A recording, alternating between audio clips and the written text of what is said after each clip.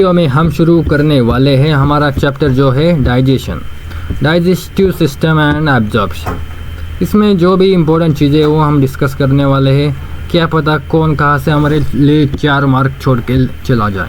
तो बहुत ज़्यादा हार्ड चैप्टर है नहीं और बहुत ज़्यादा छोटा चैप्टर है। पूरा चैप्टर इस वीडियो में हम पूरा नहीं करने वाले हैं क्योंकि मेरी लैपटॉप की चार्जिंग जो है वो डाउन होने वाली है। तो जितना हो सके शायद 1-2 पैराग्राफ हम देखते हैं इसमें से क्या इंपॉर्टेंट है और क्या नहीं। तो देखते हैं, शुरुआत करते हैं यहाँ से। तो पहले पैराग्राफ में ज़्यादा कुछ दिया गया है नहीं, बेसिक डाइजेशन के बारे में दिया गया है कि जो हमारा फूड है, food is the basic requirements of all living organism. सही बात है, मेरे लिए तो मेरी गर्लफ्रेंड से ज़्यादा ज़रूरी कुछ है नहीं, ऐसा हम कभी बोलते नहीं। Food is more important than our girlfriend. बाद में फूड नहीं, हाँ पहले फूड, बाद में पैसा, बाद में गर्लफ्रेंड। अगर पैसा गर्लफ्रेंड का है तो भी मतलब उससे तो मतलब बढ़िया चीज़ और कोई हो नहीं सकती। ऐसी गर्लफ्रेंड होनी चाहिए जो उसके पास पैसा भी है, तो भाई लाइफ धन्य है। लेकिन फ़िलहाल फूड इज़ हमारी बेसिक ज़रूरत। उसके बाद the major components of our food are carbohydrates, proteins and fats. सबको पता है भाई?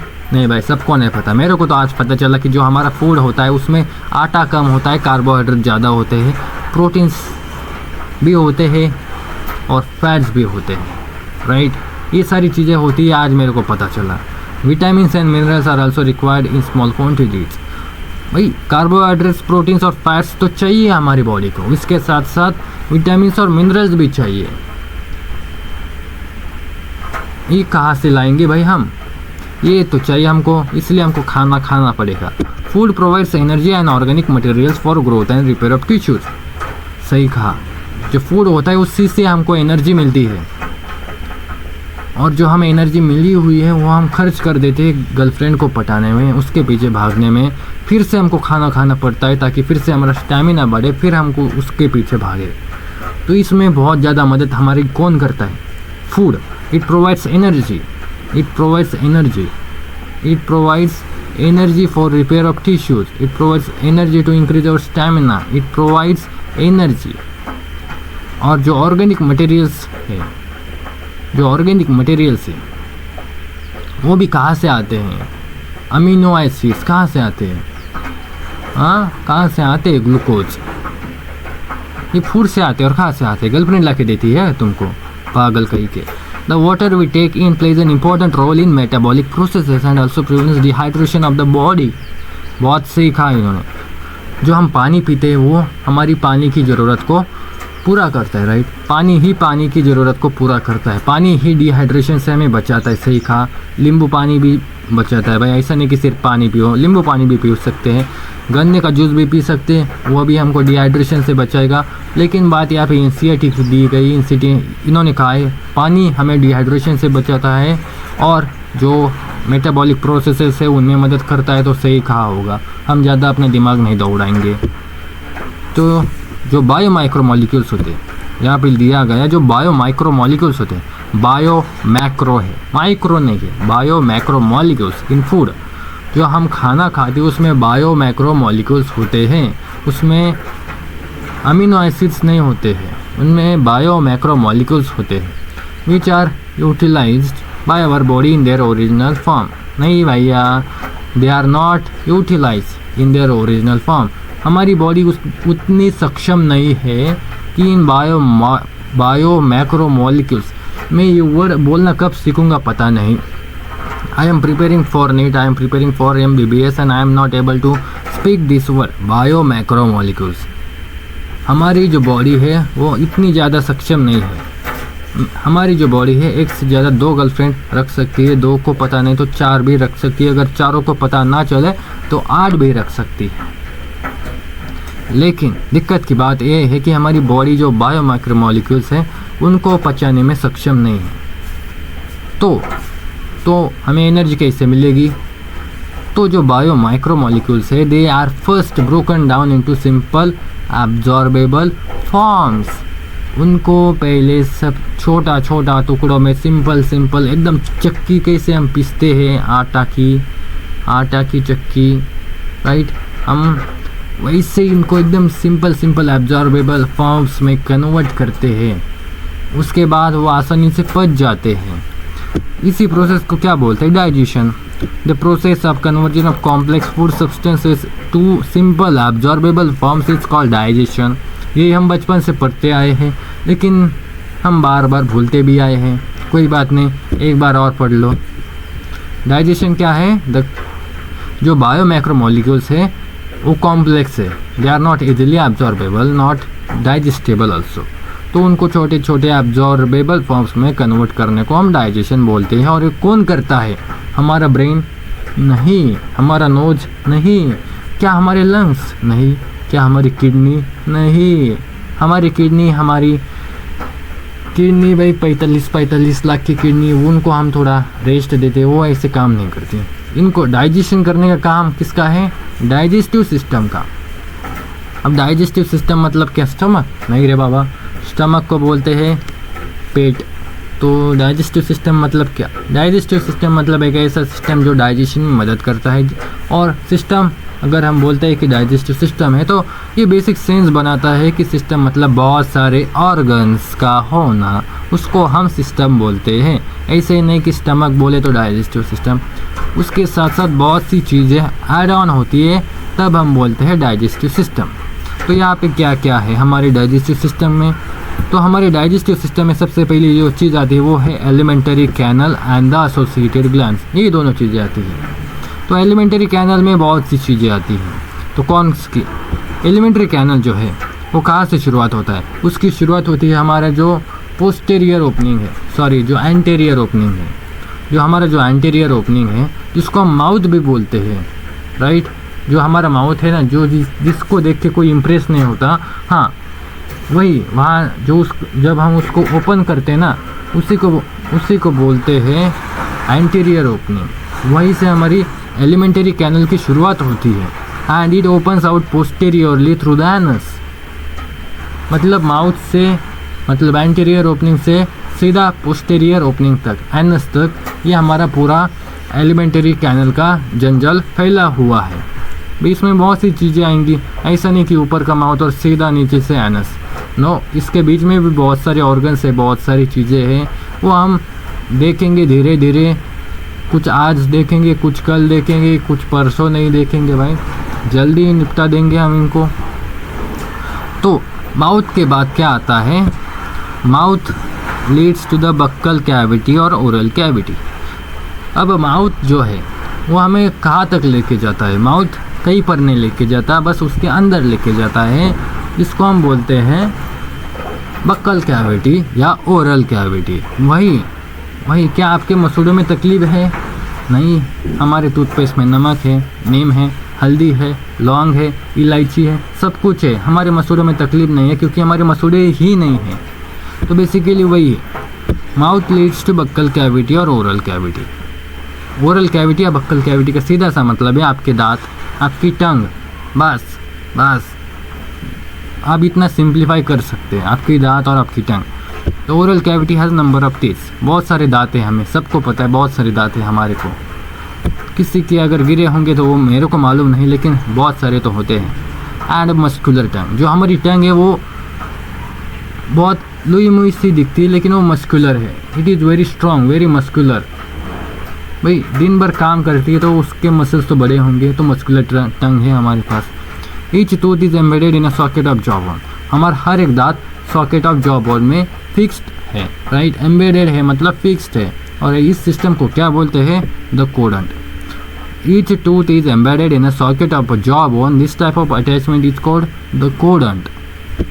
स्पेलिंग इसकी याद रखो, द कोडेंट। यहाँ पे दोनों चिपके हुए हैं। बाद में आपको पता चला, आप भूल गए स्पेलिंग, आपने द को अलग कर दिया और कोडेंट को अलग कर दिया। ऐसा नहीं, दोनों एक दूसरे से चिपके हुए हैं। Majority of the mammals, including human beings, forms two sets of teeth during their life. A set of a temporary milk or deciduous teeth replaced by a set of permanent teeth or adult teeth. This type of dentition is known as diffudent. मतलब बहुत आसान है। हम जो human beings से जो अलग mammals भी होते हैं कहीं ना कहीं, उनमें कौन से टाइप के टीथ है? उनमें बेसिकली उनके पूरे थ्रू आउट द लाइफ दो टाइप के टीथ उन्हें आते हैं, राइट? जब वो बचपन में होते हैं तो उनके जो टीथ होते हैं, जो उनके दांत होते हैं वो दूध के दांत होते हैं, राइट। जब पहली बार उन्हें दांत आते हैं, टीथ्स आते हैं, तो वो दूध के बने हुए होते हैं। वो कुछ टाइम बाद अपने आप गिर जाते हैं। उसके बाद उनको वापस दांत आते हैं, राइट। उसके बाद उनको वापस से दांत आते हैं।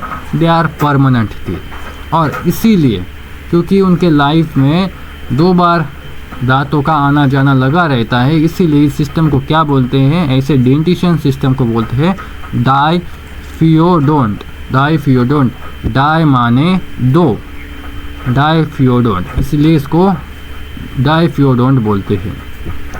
एन अडल्ट, अब जो अडल्ट होते हैं, ये हमारा काला चिट्ठा है। इस फिगर को काला चिट्ठा बोलो, याद रख लो इसको। जो लार्ज इंटेस्टाइन है, स्मॉल इंटेस्टाइन है, ये एनस है, ये जो है जे शेप जैसा, ऊपर जे का डंडा और नीचे जे की डंडी, जे शेप जैसा क्या है, स्टमक है भाई। ये क्या है, स्टमक के नीचे पैनक्रियाज है। पैनक्रियाज में बहुत सारे ऐसे जूसेस निकलते हैं ना भैया, आपको पता नहीं, मेरे को तो लगता है कि स्टमक से ज़्यादा तो पैनक्रिया ही मदद करता है डाइजेशन में। तो जो हमारा अडल्ट है भाई, अडल्ट हैज़ 32 परमानेंट टीथ। जो हम अडल्ट होते हैं ना भाई, अडल्ट, उनको 32 दांत होते हैं और 4 टाइप के दांत होते हैं, इसलिए इसको हेटेरोडोंट डेंटिशन कहा गया है। ये नाम याद रखना, हेटेरोडोंट डेंटिशन। 4 टाइप्स के दांत होते हैं अडल्ट में, incisors, canine, premolars and molars. और ये कैसे अरेंज होते हैं, अपर एंड लोअर जॉ में अरेंज हुए होते हैं और इसी ऑर्डर में होते हैं। सबसे पहले इंसिजर, उसके बाद कैनाइन, उसके बाद प्रीमोलर और उसके बाद मोलर्स। मेरी तो सांस फूलने लग गए भाई। The hard chewing surface of the teeth made up of enamel helps in the mastication of the food. अब जो फूड है हम चबाते हैं, चबाने का काम कौन करते हैं, हमारे दांत करते हैं। जो जिनका जो हार्ड सरफेस होता है ना इनेमल का, that helps in the mastication of the food. Mastication मतलब वही चबाना और सलाइवा के साथ मिक्स करना। The tongue is very freely movable muscular organ attach to the floor of the oral cavity by the frenulum. अब जो हमारी टंग है मस्कुलर है, लुई मुई सी है, हिलती डुलती रहती यहाँ से वहाँ से यहाँ, लेकिन ऐसा इसका मतलब ये नहीं कि उसको तुमने अगर खींचा तो बाहर निकल के हाथ में लेके आप घूमोगे, ये देखो मेरी गुलाबी गुलाबी टंग, ऐसा नहीं है। वो अटैच रहती है floor of the oral cavity से। आप आपकी जीभ को नीचे से देखो, अपना मुंह थोड़ा ऐसा खुला करो और शीशे के पास जाओ और जीभ का नीचे का हिस्सा देखो, वो अटैच है ओरल कैविटी के फ्लोर से।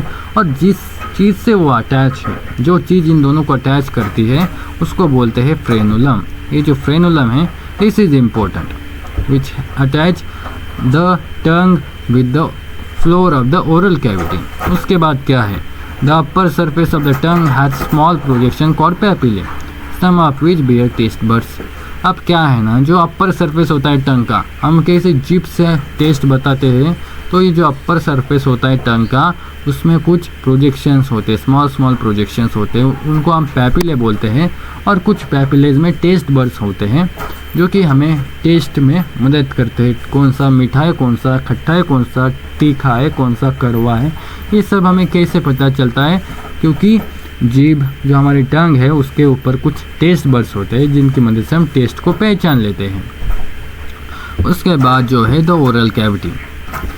ओरल कैविटी मतलब जो ओरल कैविटी है, यहाँ तक हमारे टंग का हो गया, हमारे बक्कल कैविटी का पूरा हो गया। उसके बाद क्या आता है, उसके बाद हमारा खाना जो आता है फैरिंग्स में। Oral cavity leads to a short pharynx, छोटा सा हिस्सा रहता है, बहुत लंबा चौड़ा नहीं रहे, छोटा सा रहता है pharynx, which serves as a common passage for food and air. यहाँ से फूड और एयर दोनों जाते हैं, मतलब जाने के लिए ज़्यादा लंबा रास्ता नहीं, छोटा सा पैसेज रहता है। Food and air, the oesophagus and the trachea opens into the फैरिंग्स। अब जो फैरिंग्स है उसमें ओसोफेगस और ट्रैकिया दोनों जुड़े हुए होते हैं। Trachea is for wind pipe and oesophagus से हमारा खाना अंदर जाता है। The cartilaginous flap called epiglottis prevents the entry of food into the glottis। अब क्या होता है ना, जो ट्रैकिया है वो भी फैरिंग से जुड़ा हुआ है, राइट। और ओसोफिगस भी वहीं पे मुंह लगा के बैठा है। अब खाने को क्या पता भाई, खाने को दो दो होल्स दिखेंगे, किसी में भी घुस जाएगा। जब हम निगलने का प्रयास करते, जब हम स्वैलो करना चाहेंगे तो खाना किसी भी होल में घुस जाएगा, तो वो गलती से विंड पाइप में ना चला जाए। तो इसके लिए जो एपिग्लोटिस है, the cartilaginous flap called epiglottis, ये क्या करता है, it prevents the entry of food into the glottis. Glottis क्या है, जो ट्रैकिया मतलब opening of the wind pipe, जो जहाँ ओपनिंग होता है ना विंड पाइप का, उसको ग्लोटिस बोलते हैं।